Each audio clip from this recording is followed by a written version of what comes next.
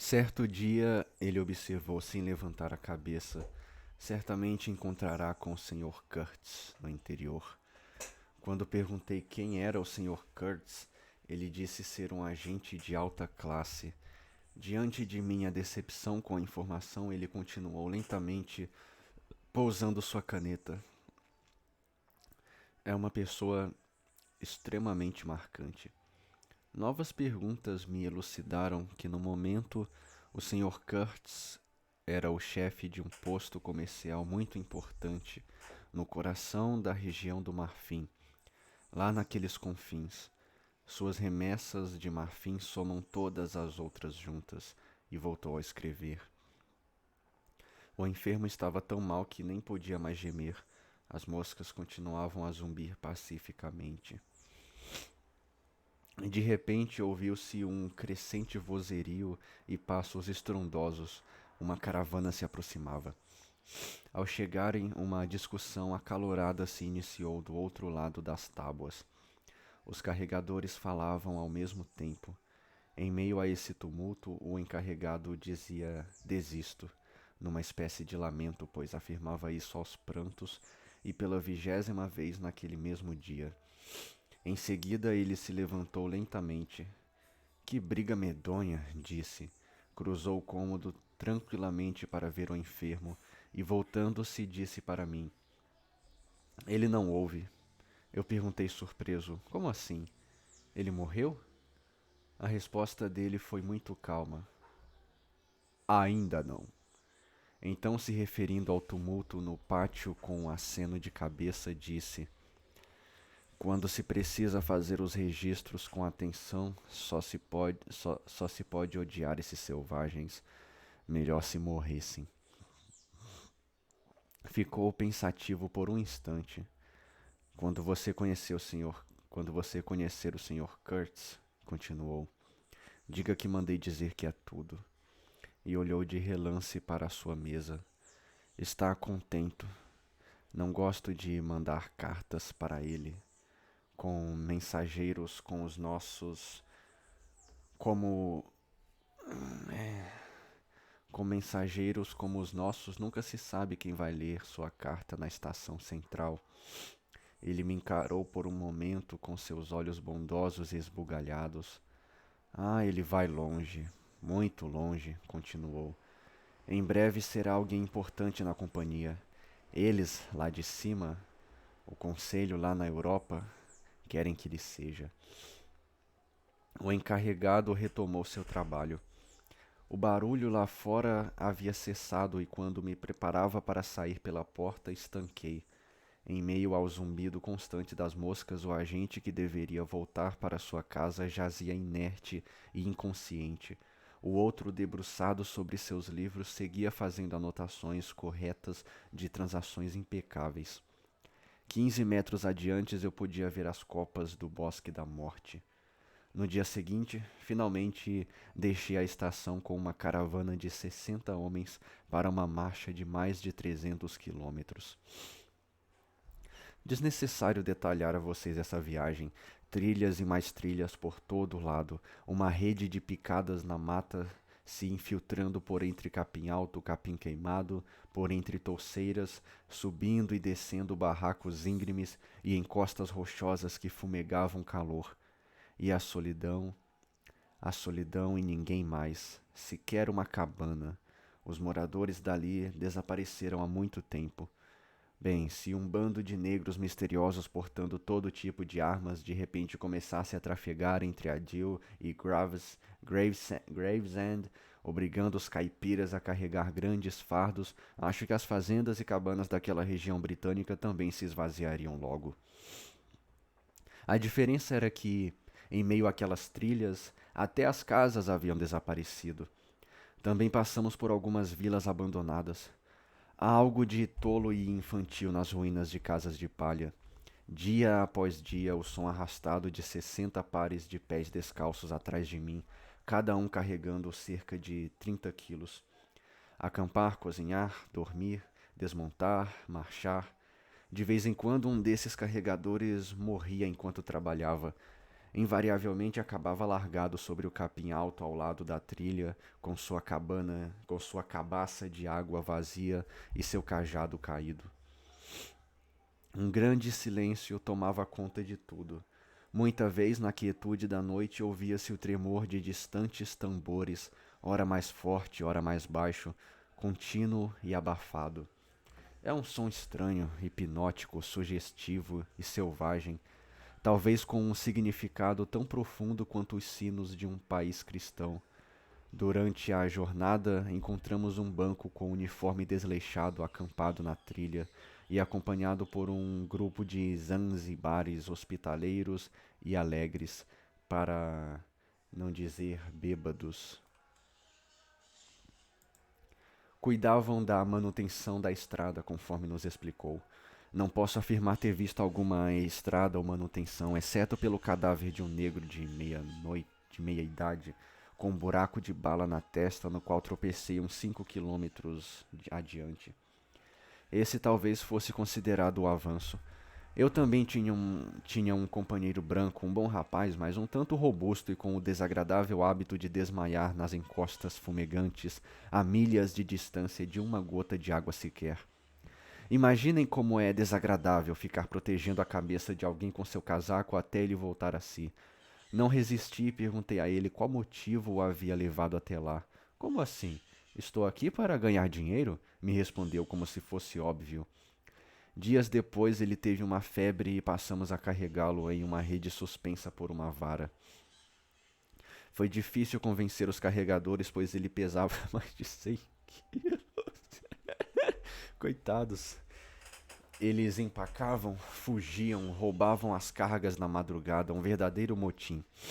Então, certa noite, fiz um discurso em inglês, gesticulando muito, e todos os 60 pares de olhos se fixaram em mim. Na manhã seguinte, a rede estava à frente da fila. Depois de uma hora, me deparei com a coisa toda jogada numa moita. Homem em rede, gemidos, cobertores. Um horror! Um horror! A vara havia esfolado seu nariz. Ele queria muito que eu matasse alguém, mas não havia mais nem sombra dos carregadores. Lembrei-me do velho médico. É de interesse da ciência observar as mudanças no comportamento dos indivíduos, acompanhá-los presencialmente. Me senti como algo cientificamente interessante, mas isso não vem ao caso agora. No 15º dia avistei o grande rio novamente. Corri para a estação central que ficava em remanso. Era rodeada por mata baixa e floresta, ladeada por uma margem de lodo fétido de um lado e por uma cerca irregular de juncos que cobria os outros 3 lados. Uma abertura mal feita era a única passagem uma abertura mal feita era a única passagem e bastava um olhar para saber que aquele lugar devia ser comandado por algum pobre diabo. Débeis homens brancos apoiados em longos cajados apareceram entre as construções, arrastando-se para me fitar e em seguida sumir para algum outro lugar. Um deles, mais corpulento e agitado, com bigodes negros, ao saber quem eu era, me deu informações de maneira eloquente, com vários rodeios. Ele disse que meu vapor estava no fundo do rio. Fiquei sem palavras. O quê? Como? Por quê? Ao ver minha preocupação, ele respondeu dizendo: Ah, estava tudo bem. O próprio gerente estava ali. Tudo direitinho. Todos têm se comportado muito bem, esplendidamente. Você precisa, disse ele agitado, falar com o gerente geral imediatamente. Está te esperando. Não percebi de imediato o real significado do naufrágio. Talvez agora eu entenda, mas não tenho certeza, nem um pouco. Quando penso nisso, vejo que a coisa toda era surreal demais para ter sido um mero acidente. Vai saber. Naquele momento, no entanto, parecia ser simplesmente um grande incômodo. O vapor havia afundado. 2 dias antes, eles começaram a subir o rio às pressas com o gerente a bordo e um arraiz improvisado como capitão. Menos de 3 horas depois arrebentaram o casco nas rochas e ele afundou na beira da margem sul. Me perguntei o que eu faria ali, sem barco algum.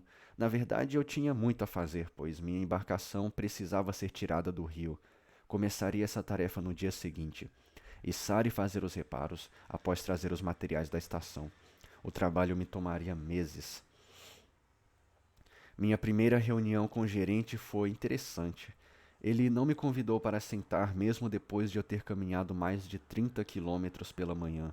Era um homem de feições, modos e voz comum. Tinha a altura mediana e uma compleição mediana. Seus olhos, de um azul nada especial, eram talvez bastante frios, e certamente um mero relance daquele olhar poderia recair sobre a vítima, com a força de um com a força de um machado. Mas mesmo nessas ocasiões, o resto de seus atributos não parecia combinar com o ato. Havia apenas uma expressão leve e indefinida em seus lábios, algo sorrateiro, um sorriso. Não, não um sorriso.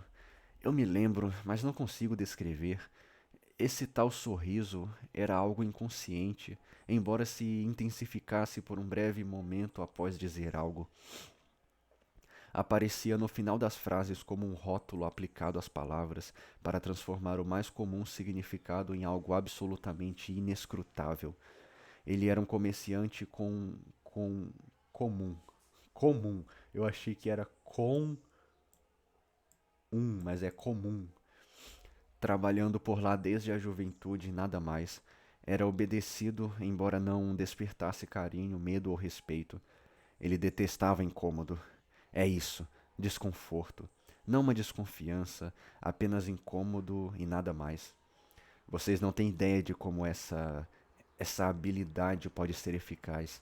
Ele não tinha o dom da organização, nem a iniciativa, nem mesmo era capaz de mandar organizarem. Isso ficava muito evidente pelo estado deplorável da estação, entre outras coisas. Ele não era culto, nem inteligente. Como ele havia chegado a essa função e por quê? Talvez porque nunca ficasse doente, já haviam cumprido 3 contratos de 3 anos até ali. Uma uma saúde invencível é uma espécie de poder quando o resto é insuficiente. Quando viajava em férias para casa, brigava muito, afetado. Era um marinheiro de terra firme somente na aparência, com uma indiferença, dava para perceber quando conversava mais informalmente. Não tinha originalidade nenhuma, mas era capaz de manter as coisas funcionando. Só isso. Mas ele era incrível. Era incrível porque havia um detalhe impossível de descrever que controlava aquele homem. Ele nunca revelou esse segredo, talvez porque não houvesse nada dentro dele. Esse mistério fazia todos refletirem, pois nada na aparência se revelava. Certa vez, quando várias doenças tropicais derrubaram quase todos os agentes da estação, ouviram ele dizer: os homens que vêm para cá não podem ter tripas. E lacrou aquela observação com seu sorriso, como se houvesse aberto uma porta para as trevas que carregava dentro de si.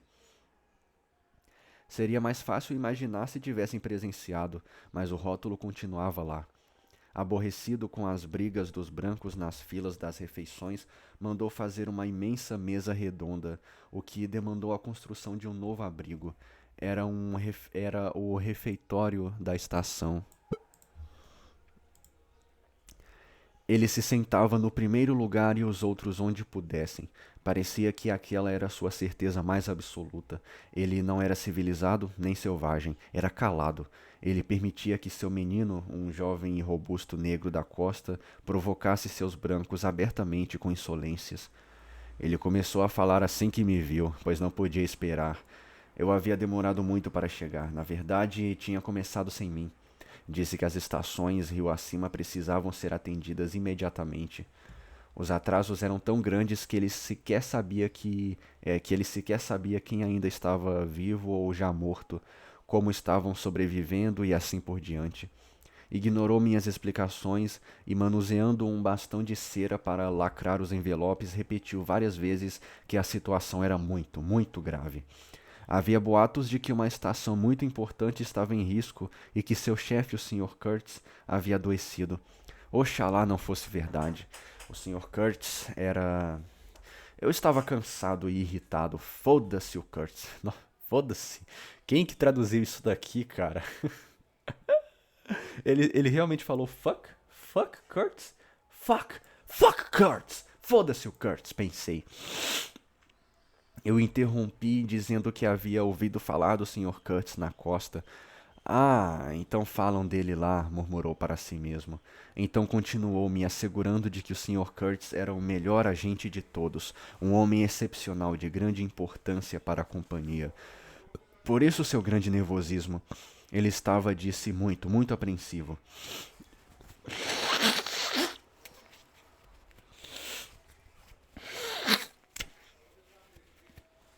Remexeu-se bastante em sua cadeira e exclamou: Ah, Sr. Kurtz. Em seguida, quebrou o bastão de cera completamente distraído. Depois quis saber quanto tempo levaria. Nesse momento eu o interrompi novamente. De tão faminto, também finquei o pé. Eu estava perdendo a cabeça. Eu disse: Como vou saber? Ainda nem vi o naufrágio. No mínimo, alguns meses, sei lá. Toda aquela conversa me parecia inútil. Alguns meses, ele disse. Bem, digamos 3 meses até zarpar, sim? É um tempo razoável.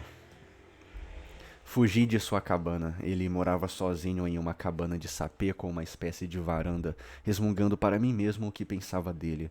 Era um tagarela idiota. Mais tarde eu lhe daria razão, quando sua estimativa para resolver o caso se mostrou extremamente precisa. Comecei a trabalhar no dia seguinte, dando, por assim dizer, as costas à estação. Para mim parecia o único modo de manter a calma perante os fatos da vida. Mesmo assim, às vezes é preciso olhar em volta. Então observei aquela estação e seus homens a esmo pelo pátio ensolarado. E me perguntava o que tudo aquilo significava. Eles vagavam por todos os lados com seus longos cajados na mão, como um bando de peregrinos pagãos enfeitiçados dentro de um cercado. A palavra marfim pairava no ar, era cochichada e suspirada.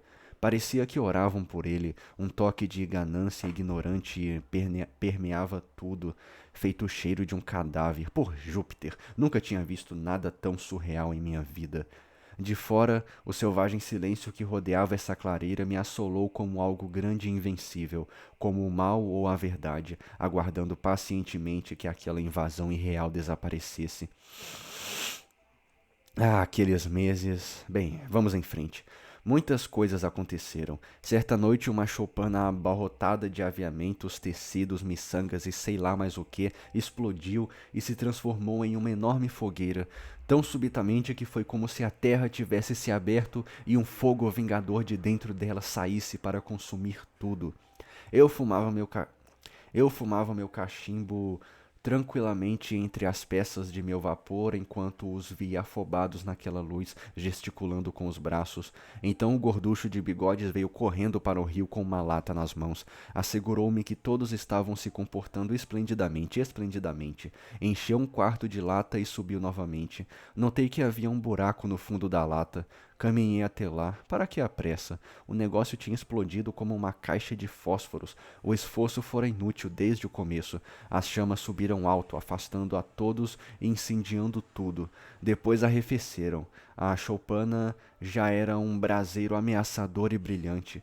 Um negro era surrado ali perto. Diziam que talvez ele fosse o culpado pelo fogo. Seja como for, gritava terrivelmente. Eu o vi, mais tarde, por dias e dias, sentado sob uma sombra, com um aspecto muito doente e tentando se recuperar. Depois ele levantou e se foi. A vastidão da floresta o recolheu silenciosamente em seu seio. Ao sair da escuridão e me aproximar das chamas, dei com 2 homens conversando de costas para mim. Ouvi o nome de Kurtz e então as palavras se aproveitar deste infeliz acidente. Um deles era o gerente. Desejei-lhe boa noite. Já viu coisa parecida? É inacreditável, ele disse ao se afastar. O outro homem ficou. Era um agente de primeira linha, jovem cordial e um tanto reservado, com uma barba repartida e o nariz curvo. Mantinha-se afastado dos demais agentes e eles, em contrapartida, diziam que era espião do gerente. Mal havíamos nos falado antes. Engrenamos uma conversa e fomos nos afastando do crepitar das ruínas. Ele me convidou para o seu quarto no prédio central da estação. Acendeu um fósforo e percebi que aquele jovem aristocrata não apenas tinha uma maleta com adornos prateados, mas também uma vela inteira, tudo isso em um momento em que apenas o encarregado era o único com direito a velas. Tapeçarias nativas cobriam as paredes de barro e uma coleção de lanças, zagais, escudos e punhais estava exposta como troféus. O negócio desse camarada era fabricar tijolos, conforme me disseram, embora não houvesse sequer um caco de tijolo em toda a estação, apesar de ele estar ali há mais de um ano esperando. Eu não sabia exatamente, mas parecia que lhe faltava algo para fabricar os tijolos, palha talvez. De qualquer maneira, esse elemento que faltava pelo jeito não existia por ali, e era improvável que o enviassem da Europa. Não estava claro para mim o que ele esperava. Alguma providência divina, talvez? Contudo, todos esperavam, todos aqueles 15 ou 20 peregrinos, por algo. Juro que à primeira vista aquilo não parecia uma atividade desagradável, em razão da maneira como eles encaravam a situação, embora só o que chegasse a eles fossem doenças, até onde eu sabia. Gastavam seu tempo entre fofocas e intrigas patéticas. Havia um ar conspiratório na estação, mas nada acontecia, é claro.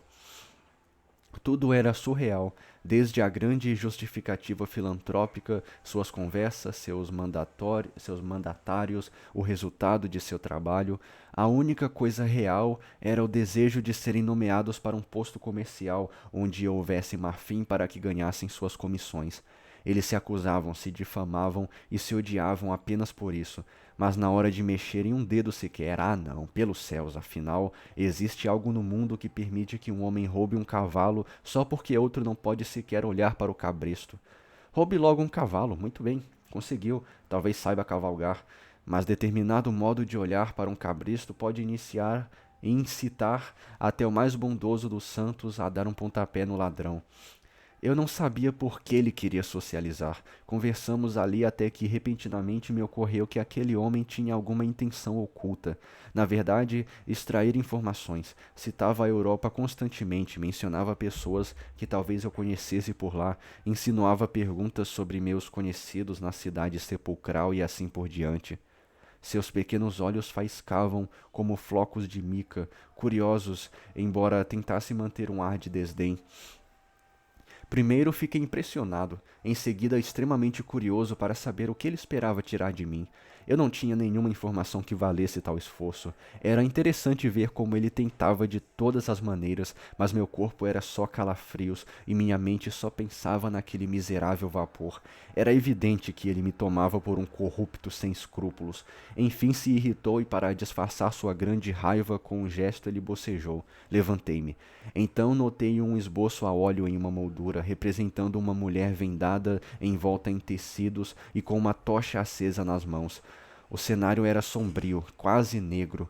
A postura da mulher era majestosa e a luz da chama sobre seu rosto era sinistra. Fiquei imerso na tela e ele educadamente se pôs ao meu lado, segurando a pequena garrafa de champanhe, recomendações médicas, que servia de candelabro para a vela. Me respondeu que o Sr. Curtis havia pintado nesta mesma estação há mais de um ano, enquanto esperava os preparativos para seguir para seu posto comercial. Me conte, eu suplico, falei. Quem é esse tal Sr. Curtis? É o chefe da estação avançada, respondeu em voz baixa e desviando o olhar. Ah, é o chefe da estação avançada. Desse jeito, né? Muito obrigado, eu disse, gargalhando. E você é o oleiro da estação central, disso todos sabemos. Ele ficou calado por um tempo. Ele é um milagre, disse finalmente.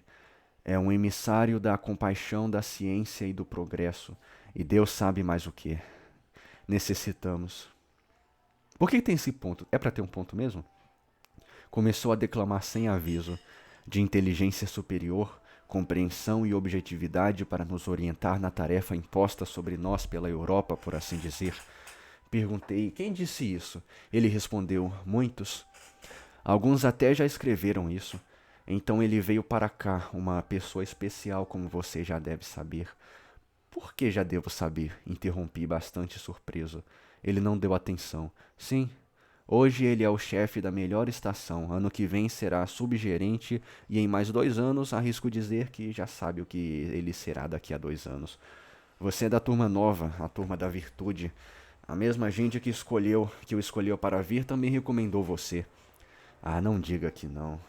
Confio nos meus olhos. Tudo ficou claro. Os amigos influentes de minha querida tia produziram esse efeito inesperado sobre esse jovem. Quase caí na gargalhada. Perguntei: Você lê a correspondência confidencial da companhia? Ele não abriu a boca. Foi muito divertido. Quando o Sr. Kurtz, continuei severo, for o gerente geral, será tarde demais para você. Ele apagou a vela e imediatamente. Ele apagou a vela imediatamente e fomos para fora. A lua havia subido. Silhuetas negras caminhavam apáticas por ali, despejando água nas brasas e produzindo um chiado. O vapor subia ao luar e o negro espancado gemia ao longe. Esse selvagem é barulhento, disse o incansável homem de bigode surgindo próximo a nós. Bem feito. Transgressão, castigo. Pá! Implacável, implacável. Só tem um jeito. Isso previne mais confusão no futuro. Acabei de dizer ao gerente. Ele notou minha presença e imediatamente se conteve. Ainda não fui para a cama, disse com um certo ar servil.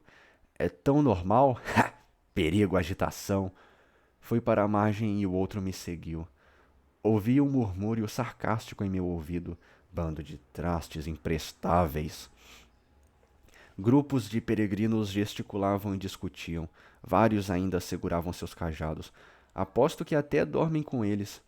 Do outro lado da cerca, a floresta se mantinha fantasmagórica sob a luz da lua, e entre aquela suave movimentação e os sons discretos no pátio em ruínas, o silêncio da vastidão era capaz de envolver qualquer coração.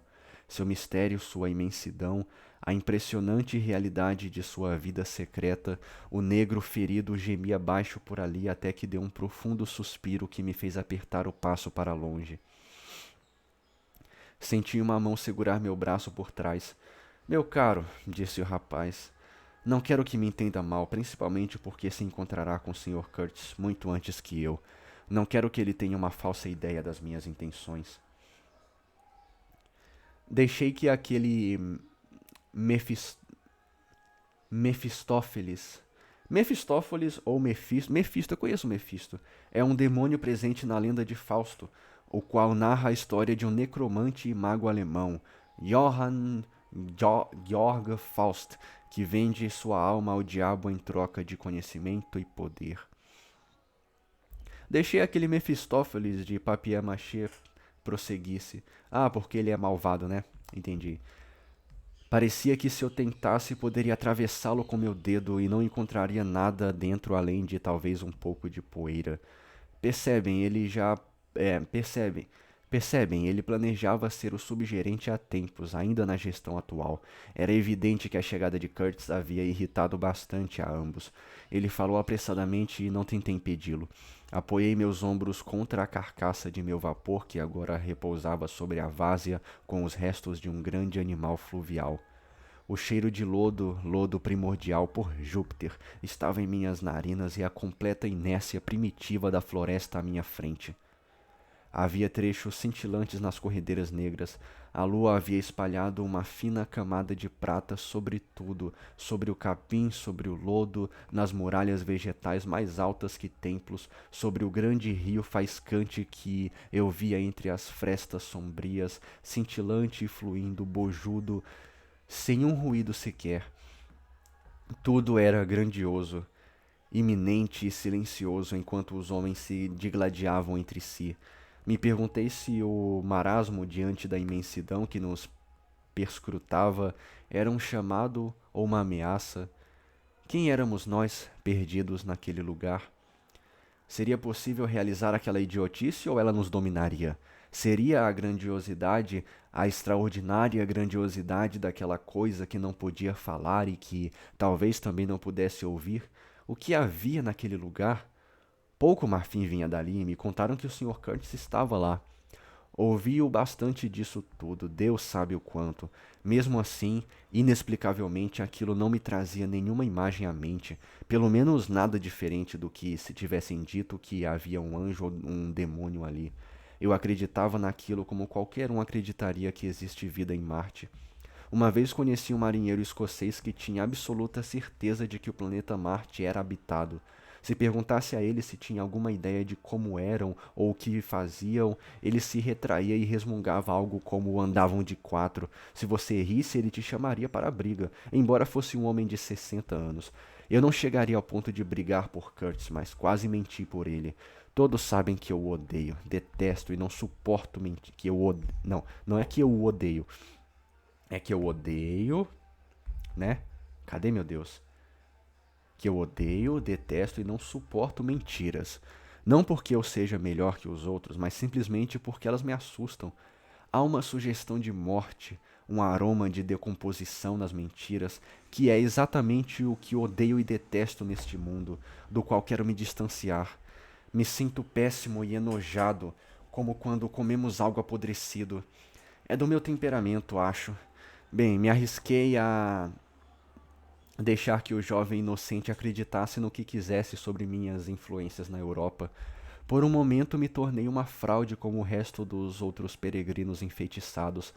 Agi assim simplesmente por acreditar que de alguma forma aquilo ajudaria Kurtz, que eu sequer havia conhecido, entende? Ele não passava de uma palavra para mim. Eu não enxergava a pessoa naquele nome mais do que vocês o enxergam agora. Vocês o enxergam? Enxergam a história? Alguma visão? Parece que estou tentando contar um sonho para vocês, uma tentativa vã, pois o relato do sonho não faz jus à sensação real, o misto de absurdo e surpresa que libera um frêmito de revolta, a sensação de ser capturado pela incredulidade, que é exatamente a essência dos sonhos. Ele ficou em silêncio por um tempo. Não, é impossível. É impossível dar a sensação real de alguma parte da existência de alguém que é sua verdade, seu significado, de sua essência sutil e profunda. É impossível. Nós vivemos e sonhamos sempre sozinhos. Fez outra pausa, como se estivesse refletindo, então continuou. Obviamente, agora vocês, amigos, entendem melhor do que eu a época. Vocês me enxergam e me conhecem. A escuridão havia ficado tão densa que nós, os ouvintes, mal podíamos nos enxergar. Por um bom tempo ele já estava mais afastado e se tornara somente uma voz para nós. Nenhum de nós abria a boca. Os outros deveriam estar dormindo, mas eu estava acordado. Ouvi e ouvi cada frase, cada palavra, esperando pela sugestão do leve desconforto causado por essa história que parecia se formar livre de lábios humanos no ar noturno e pesado do rio. Sim, eu o deixei prosseguir. Marlowe recomeçou. Eu deixei que pensassem o que quisesse sobre os poderes que me protegiam. Foi o que eu fiz, mas não havia nada por trás de mim, nada além daquele vapor miserável, velho e destroçado no qual estava encostado enquanto conversava sobre a necessidade de que todos temos de seguir adiante. Pois quando alguém vem para cá, como sabe, não é para admirar a lua. O Sr. Kurtz era um gênio universal, mas mesmo os gênios prefeririam trabalhar com as ferramentas adequadas, pelo menos os inteligentes. Ele não fazia tijolos porque, horas, havia um impedimento físico, como eu bem sabia, e se ele fazia trabalho de escritório para o gerente era porque nenhum homem sensato se recusa conscientemente a frustrar seus superiores, entenderam? Eu entendi. O que mais eu queria? O que eu... é, o que mais eu queria? O que eu mais queria eram rebites, céus, rebites, para continuar meu trabalho e fechar aquele buraco. Eu queria rebites. Havia caixas de rebites na costa, caixas empilhadas, lotadas. Só abrir.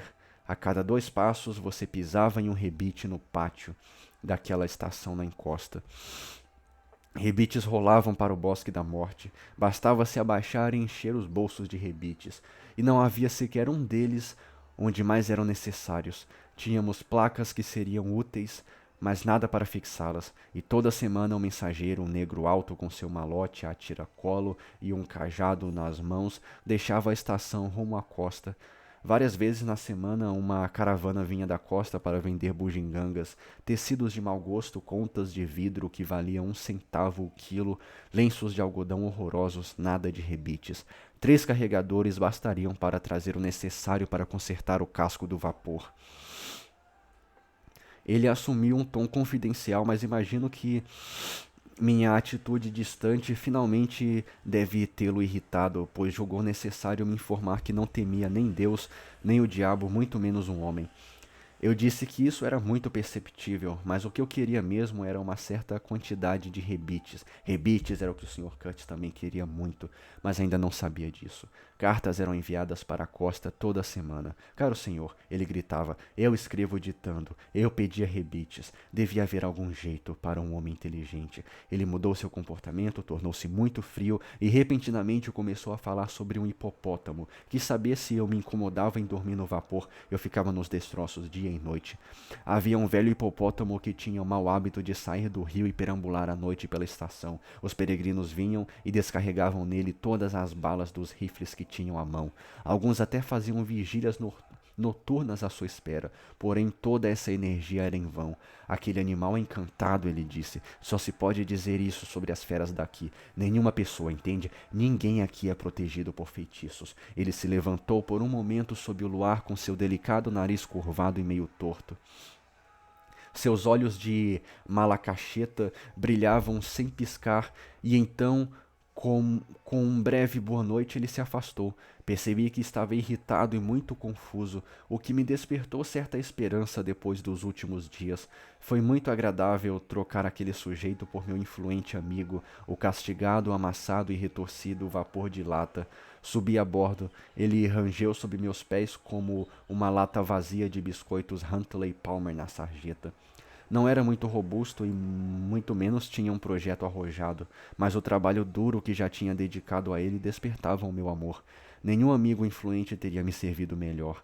Ele havia me proporcionado a chance de me soltar, descobrir do que eu era capaz. Não, eu não gosto de trabalhar. Prefiro vadiar e pensar nas coisas boas que podem ser feitas. Não gosto de trabalhar. Nenhum homem gosta.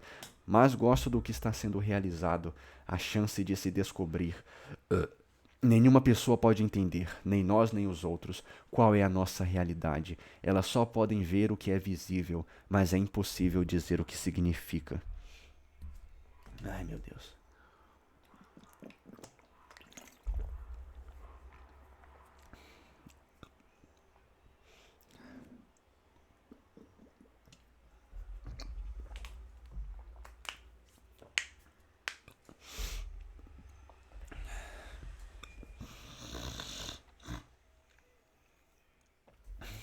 Não me surpreendi quando vi uma pessoa sentada na polpa com as pernas balançando sobre o lodo. Eu havia ficado muito amigo dos poucos mecânicos da estação que naturalmente eram desprezados pelos peregrinos por serem menos educados, eu suponho. Aquele era o chefe, antigo construtor de caldeiras. Era um ótimo funcionário. Seu aspecto era esguio, ossudo, rosto pálido e olhos grandes e intensos. Tinha uma expressão preocupada e era careca como a palma de sua mão. Parecia que seus cabelos haviam grudado em sua face quando caíram, prosperando em um novo território, pois sua barba se estendia até o umbigo. Era viúvo, pai de 6 que ele deixara sob os cuidados de uma irmã. E sua maior paixão eram as competições com pombos. Ele era um entusiasta e profundo conhecedor. Os pombos o deixavam animado. Depois de um dia de trabalho, às vezes saía de sua cabana para falar de seus filhos e seus pombos. No trabalho, quando precisava se arrastar no lodo debaixo do casco do vapor, costumava amarrar aquela barba em uma espécie de guardanapo que trazia para esse fim. Tinha argolas para prender nas orelhas. À noite, às vezes, o víamos agachado na praia, enxaguando cuidadosamente seu pano, depois o estendia solenemente sobre um arbusto para secar. Dei um tapa em suas costas e gritei: Teremos rebites? Ficou em pé com um salto e exclamou: Não? Rebites? Como se não acreditasse no que ouviu. Então, em voz baixa: Você. Hã? Não sei por que agíamos como malucos. Coloquei meu dedo do lado do meu nariz e concordei com a cabeça. Baca. Nossa, não imaginava que isso fosse acontecer. Baca. Que beleza, ele gritou, repicando os dedos acima de sua cabeça e ficando em um pé só. Simulei passos de dança. Saltitamos no deck de ferro. O casco fez um ruído medonho e a floresta virgem do outro lado da margem da enseada ecoou de volta como um trovejar sobre a estação que repousava. Deve ter feito alguns dos peregrinos se sentarem em suas camas. Um vulto apareceu contra a luz da porta da cabana do gerente, depois sumiu, e então, em seguida, a própria porta desapareceu. Nós paramos e o silêncio interrompido por nossa algazarra dançante se espalhou novamente por toda a terra firme. A grande muralha de vegetação, uma massa exuberante e emaranhada de troncos, galhos, tocos e cipós imóveis sob o luar, parecia uma rude invasão de vida silenciosa, um vagalhão feito de plantas, gigantesco, espumante, pronto para quebrar sobre a enseada e varrer todos os homenzinhos de sua pífia existência. Mas a onda não se movia. Jorros abafados como grandes espíritos e resfôlegos vinham de longe e davam a impressão de que um ictiosauro se banhava entre os reflexos de luz do grande rio. Na verdade, disse o caldeiro em um tom decidido, não faz sentido não termos os rebites. Ora, não mesmo. Eu não podia pensar em um bom motivo para não tê-los. Chegarão em 3 semanas, no singular ali. Chegarão em 3 semanas, eu disse, confiante. Mas não chegaram. Em vez de rebites, sofremos uma invasão, sofrimento e o castigo divino. Chegou aos poucos ao longo das próximas 3 semanas. Cada bocado era anunciado por um burro que trazia um homem branco em roupas novas e sapatos caramelo, saudando os peregrinos de ambos os lados para impressioná-los. Uma fila de negros revoltados com os pés feridos vinha logo atrás. Muitas tendas, banquetas, latas, caixas brancas e fardos marrons eram descarregados no pátio, e o ar de mistério se intensificava ainda mais na balbúrdia da estação.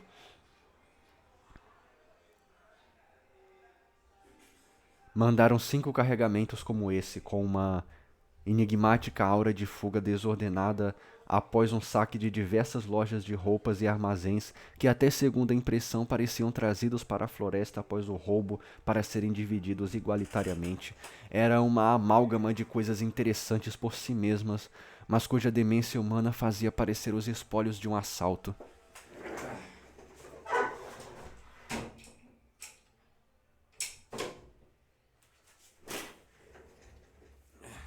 Saco, viu? Esse devotado bando auto-intitulado Expedição Exploratória Eldorado parecia ter algum pacto secreto. Contudo, sua conversa era como a de corsários, provocadora, sem hombridade, egoísta, sem audácia e cruel sem coragem. Não havia sequer um átomo de sugestão ou intenção em toda aquela turma de que aquelas coisas eram necessárias para o funcionamento do mundo. Arrancar os tesouros das entranhas da terra era seu único desejo. Sua razão moral por trás disso não era diferente da de um ladrão que arromba um cofre. Não sei dizer quem pagou as despesas daquela nobre empreitada, mas o líder desse bando era o tio do gerente. Visto de longe, lembrava um açougueiro de um bairro pobre, com um olhar esperto e preguiçoso. Ostentava sua pança sobre pernas curtas, enquanto sua gangue infestava toda a estação, conversava apenas com seu sobrinho. Os dois perambulavam juntos o dia todo com as cabeças coladas em uma confabulação eterna. Acabei desistindo de me preocupar com os rebites. A tolerância de um homem para esse tipo de loucura é mais limitada do que se pode imaginar. Pensei que se dane e larguei de mão. Eu tinha tempo de sobra para meditar e de vez em quando dedicava meus pensamentos ao Kurtz. Não que eu estivesse muito interessado nele, não, mas estava curioso para ver como esse homem, que havia aparecido por lá com certas ideias morais, chegaria ao auge e como continuaria seu trabalho a partir de então.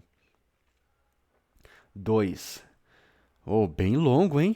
Esse primeiro aqui, seja lá o que for, foi bem longo. Quantos que tem? Ah, tem só 3. Oh, então esse livro é curto, na real? Certa noite, estirado sobre o convés do meu vapor, ouvi vozes se aproximando. Era o sobrinho e o tio que caminhavam pela margem. Repousei a cabeça novamente sobre o meu braço e voltei a cochilar até que alguém falou como se estivesse ao meu lado. Sou inofensivo como uma criancinha, mas não gosto que me digam o que fazer. Afinal, eu sou o chefe ou não sou? As ordens que recebi foram para que eu o mandasse para lá. É inacreditável. Percebi que os dois conversavam na margem ao lado da proa do vapor, bem abaixo de mim. Não me movi, nem me passou pela cabeça me mexer. Ainda estava sonolento. É desagradável, grunhiu o tio. Ele pediu a administra... Ele pediu a administração para ser mandado para lá, disse o outro, para mostrar do que é capaz. Eles apenas me comunicaram. Imagine a influência que esse homem deve ter. É de meter medo. Ambos concordaram que era temerário, então fizeram várias observações bizarras. Faça chuva ou faça sol. Um homem, o conselho, na marra. Os trechos de frases sem sentido espantaram minha preguiça. Meus sentidos estavam despertos o bastante quando o tio disse: Talvez o clima resolva esse incômodo para você. Ele está sozinho lá? Sim, respondeu o gerente. Ele mandou o seu assistente rio abaixo com um bilhete para mim dizendo assim: Chispe com esse pobre diabo daqui, por favor, não mande mais dessa gente para cá. Prefiro estar sozinho a ter esse tipo de pessoa por perto. Isso aconteceu há mais de um ano. Veja só que indelicadeza. E depois disso? Perguntou o outro com a voz rouca. Marfim, arrepiou-se o sobrinho. Muito marfim, de primeira, muito. Desagradável. Tudo vindo dele. E então? Perguntou o grandalhão. Fatura, disparou o outro diretamente. Então, silêncio. Falavam de Kurtz. A essa altura eu já estava completamente desperto, mas continuava deitado e imóvel, sem a menor intenção de me mexer. Como é que o Marfim chegou até aqui? Grunhiu o mais velho, bastante alterado. O outro explicou que a entrega fora feita por uma frota de canoas chefiada por um mestiço inglês que trabalhava com Kurtz e que Kurtz aparentemente os acompanhara pessoalmente até certo ponto. Na época, seu posto necessitava de provisões e depois de quase 500 quilômetros, ele repentinamente decidiu dar meia volta sozinho em uma canoa com 4 remadores, deixando o mestiço descer o rio com o Marfim. Os dois amigos pareciam impressionados por alguém ter feito algo assim. Não faziam ideia das razões que levavam alguém a fazer aquilo. Nesse momento, pela primeira vez, imaginei a figura de Kurtz. Foi um lampejo claro. A canoa, 4 nativos remadores e o branco solitário repentinamente dando as costas para o quartel-general, para seu regresso ao lar, para a possibilidade de voltar para casa. É provável que tenha se afeiçoado às profundezas da vastidão e de seu posto vazio e desolado. Não sei qual motivo, talvez ele simplesmente fosse um camarada correto e dedicado ao seu próprio trabalho. Seu nome, vejam bem, não fora pronunciado sequer uma vez. Era chamado de aquele sujeito, o mestiço que, até onde entendi, havia realizado a árdua viagem com muito cuidado e coragem, era sempre chamado de Cafajeste. O Cafajeste havia relatado que o sujeito tinha ficado muito doente e não havia se recuperado completamente. Os dois se afastaram alguns passos e passaram a caminhar em círculo a alguns metros dali. Em razão da distância ter se tornado maior, ouvi apenas coisas como posto militar, médico, mais de 300 quilômetros, completamente sozinho, atrasos inevitáveis, 9 meses, sem notícias, boatos sinistros. Voltaram a se aproximar e ouvi o chefe dizer: Até onde eu sei, não passa de um tipo de mascate, uma pessoa nojenta, tirando o marfim dos nativos, de quem estariam falando agora? Deduzi que era alguém do território de Kurtz, algum desafeto do gerente. A competição desleal continuará enquanto algum deles não for enforcado como exemplo. Ele disse: Concordo, grunhiu o outro. Mande enforcar. Por que não? Neste lugar, tudo, absolutamente tudo pode ser feito. Eu sempre digo, já que não tem ninguém aqui, não há ninguém aqui que arrisque seu emprego. Sabe por quê? Porque se você aguentar o calor, os outros morrem antes. O perigo está na Europa, mas antes de sair de lá também tomei minhas providências. Afastaram-se cochichando até que suas vozes se ergueram novamente. A inacreditável sequência de atrasos não é culpa minha. Fiz o que pude. É uma tristeza, o gordo suspirou. E aquela conversa nojenta dele, continuou o outro, me deixou muito irritado quando esteve aqui. Toda a estação deveria ser como um farol na estrada que leva a um mundo melhor, um polo comercial, obviamente, mas também com a função de humanizar, aprimorar e instruir. Agora veja aquele asno, quer ser gerente, não é? Então se engasgou por sua indignação excessiva. Até levantei um pouco minha cabeça. Fiquei surpreso com sua proximidade, exatamente abaixo de mim. Eu poderia cuspir na aba daquele chapéu. Eles olhavam para o chão, perdidos em pensamentos. O gerente batucava em sua perna com um graveto.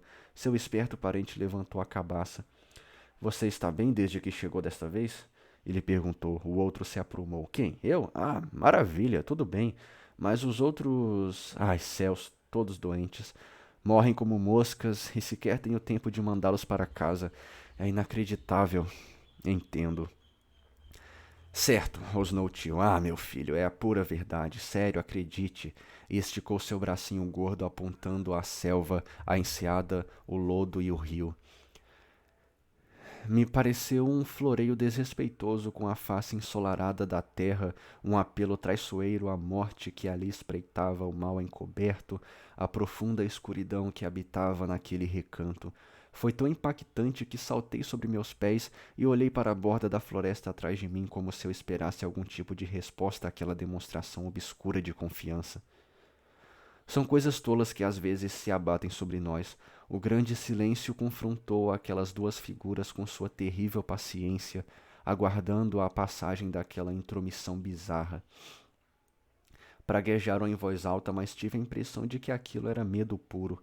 Então, sem desconfiar da minha existência, encaminharam-se para a estação. O sol estava baixo, suas sombras ridículas de tamanhos tão diferentes pareciam se arrastar dolorosamente colina acima sobre o capim alto, sem tocar em uma única folha. Poucos dias depois Eldorado se embrenhou na paciente vastidão, que se fechou sobre ela como o mar engole um mergulhador.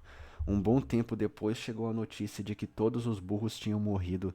Não sei, não sei do destino dos outros animais menos valiosos. Sem dúvida, como o resto de nós tiveram o que mereceram. Nem perguntei a ninguém. Eu estava muito empolgado com a possibilidade de encontrar Kurtz em breve. Quando digo em breve, é uma forma de comparação. Somente 2 meses após partirmos da enseada chegaríamos à margem próxima ao posto de Kurtz.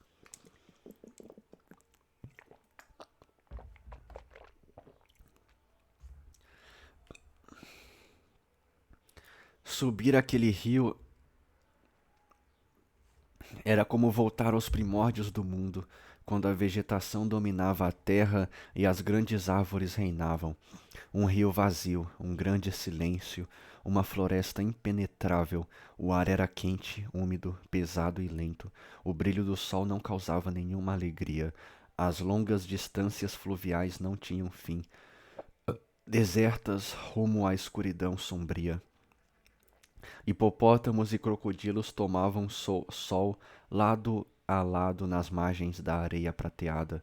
Os vastos volumes de água fluíam entre uma miríade de ilhas vegetais. Era possível se perder naquele rio como em um deserto, buscando a entrada do canal, raspando o fundo dos barcos em bancos de areia, até entrarmos em um transe e sermos separados de tudo o que um dia nos fora familiar. Em algum lugar muito distante, talvez em outra vida. Por fim, nosso passado retorna. Às vezes isso ocorre quando não temos um momento a sós.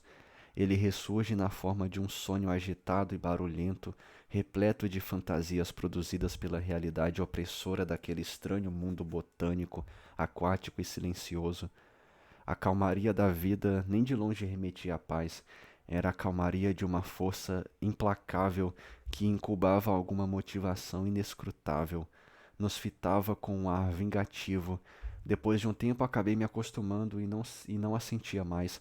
Eu não tinha tempo para isso. Eu precisava adivinhar a todo momento as manobras do canal. Era preciso discernir, quase que por inspiração, os sinais dos bancos de areia submersos. Eu procurava por pedras no fundo do rio. Aprendia a cerrar meus dentes rapidamente antes que meu coração saísse voando quando passávamos raspando por um tronco oculto que poderia rasgar a lataria do vapor e afogar todos os viajantes. Eu também precisava procurar os sinais de mata seca que poderíamos cortar para alimentar o vapor no dia seguinte. Quando precisamos nos atentar para coisas assim, os tímidos incidentes da superfície da realidade e ela própria, acreditem, desaparecem. A verdade essencial se oculta, ainda bem, mas mesmo assim eu podia senti-la. Era como se sua misteriosa quietude observasse minhas trapalhadas, como também observa vocês em seus trabalhos miseráveis, em troca de, como dizem, um salário de fome. Seja mais educado, Marlow, rosnou uma voz, e assim eu descobri que havia outro ouvinte além de mim. Desculpe-me, eu. Isso aqui é o cara que tá contando a história que tá. Eu não sei, cara. Eu tô entendendo bulhufas desse livro aqui, cara. Eu acho que é o livro mais confuso que eu já li na minha vida. Desculpe-me, desculpe-me. Eu sei bem que o trabalho não é nada fácil, mas mesmo sendo difícil, os senhores o fazem muito bem. Eu também não me saí mal, pois consegui manter o vapor à tona em minha primeira viagem. Ainda me espanto com isso. Imagine um homem vendado guiando uma carruagem em uma estrada esburacada. Eu suava e tremia sem parar, isso eu garanto. Afinal, para um marujo, roçar o fundo de algo que deve manter boiando é um pecado imperdoável. Talvez ninguém mais saiba, mas aquele baque surdo nunca abandona nossa memória, não é? É um golpe direto no coração. Você se lembra, sonha, acorda no meio da noite e pensa naquilo. Muito, mesmo muitos anos mais tarde, e fica todo suado e com frio. Não vou mentir que o vapor se manteve sempre flutuando. Mais de uma vez precisei que 20 canibais o arrastassem pelo leito com água pela cintura. Tínhamos contratado alguns quando formamos a tripulação. Grandes parceiros esses canibais quando em seus devidos lugares. Eram homens de confiança para o trabalho e sou muito grato a todos. Além disso, eles não comiam uns aos outros na frente do resto. Levaram consigo mantimentos de carne de hipopótamo que acabou apodrecendo e fez o mistério da vastidão feder sob meu nariz. Ah, ainda posso sentir o cheiro. O gerente e 3 ou 4 peregrinos com seus cajados estavam a bordo, todos inteiros. Às vezes passávamos por um posto próximo à margem, pendurado nas fronteiras do desconhecido. Os brancos saíam correndo de seus barracos em ruínas, gesticulando, alegres e surpresos, dando boas-vindas, mas pareciam muito estranhos, como se estivessem aprisionados ali por algum feitiço. A palavra marfim permeava o ambiente por algum tempo e logo seguíamos em frente, em silêncio, pelos trechos inabitados, contornando curvas por entre as altas muralhas verdes de nosso caminho tortuoso, fazendo reverberar as pancadas secas de nossa roda de paz. Árvores, árvores, milhões de árvores enormes, imensas até o alto. Aos seus pés, abraçando a margem contra a correnteza, rastejava o pequeno vapor sujo de fuligem, negro como um frágil besouro atravessando a soleira de um imenso portal. Aquilo nos fazia sentir insignificantes, completamente perdidos, e ainda assim aquele sentimento não era totalmente depressivo. Afinal, mesmo pequeno, o besourinho enegrecido continuava a rastejar, o que é exatamente o que se espera que ele faça. Para onde os peregrinos imaginavam que ele rastejava, eu não sei. Talvez para algum lugar onde acreditavam existir alguma coisa, aposto que sim. Para mim, ele rastejava na direção de Kurtz, nada mais. Mas quando apareceram furos nos dutos e a fumaça vazar para os lados, passamos a rastejar mais devagar. A vastidão se abria diante e se fechava atrás de nós, como se a floresta se colocasse caprichosamente sobre a água, bloqueando o caminho do nosso retorno. Penetramos ainda mais e mais no coração das trevas, Tudo era absolutamente silencioso. Às vezes, na calada da noite, ouvia-se o som de tambores por trás da cortina de árvores rio acima, que continuavam débeis, como se flutuassem sobre nossas cabeças até o primeiro raiar de sol. Nunca saberei se aquilo eram sons de guerra, paz ou cerimônias religiosas. As alvoradas eram anunciadas por uma calmaria fria vinda de cima. Os lenhadores dormiam, as fogueiras fumegavam, o estalar de um graveto bastava para um sobressalto. Éramos pioneiros em um planeta pré-histórico, uma terra com o aspecto de um mundo desconhecido. Podíamos nos imaginar como os primeiros homens a conquistar uma herança maldita, a ser subjugada ao preço de uma profunda angústia e um labor imenso. Mas então, sem aviso, ao contornarmos um cotovelo, nos deparamos com paredes de juncos encimadas por sapê, um ecoar de gritos, uma agitação de braços negros, uma massa de mãos batendo palmas e pés pisando duro no chão, corpos que remexiam e olhos que se reviravam, todos debaixo de folhagem pesada e imóvel. O vapor labutava vagarosamente à beira desse frenesi negro e inexplicável. O homem das cavernas nos, o homem das cavernas nos amaldiçoava, nos venerava e nos dava boas-vindas, acreditam? Nossa atenção se desviava dos arredores e pairávamos como espectros, desconfiados e secretamente chocados, assim como homens sãos ficariam diante de um motim no manicômio. Não conseguíamos entender nada, pois estávamos longe demais. Também nos lembrávamos mais por viajar, mais por também nos lembrávamos mais por viajávamos na noite das primeiras eras, daquelas eras que já se foram e mal deixaram sinais ou mesmo memórias.